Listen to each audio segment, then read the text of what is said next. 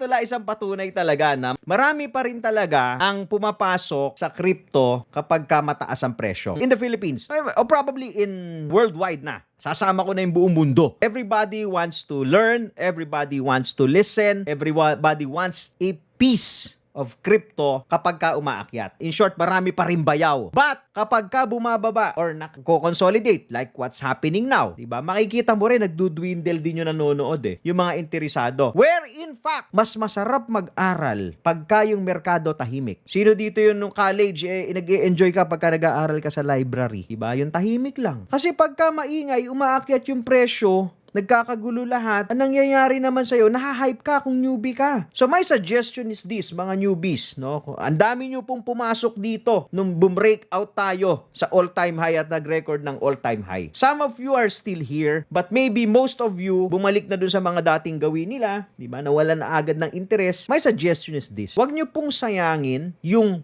nasimulan ninyo. Kasi, andyan naging curious ka na Naging curious ka na. So, why not, ituloy-tuloy mo, paunti-unti. Hindi naman kailangan 10 oras isang araw Isang oras isang araw. Pwede na yan sa pag-aaral mo dito sa space na to. Para pagdating ulit, ready ka na. Hindi po yung pachamba-chamba at pahabol-habol lang. Follow for more, Tito Moves!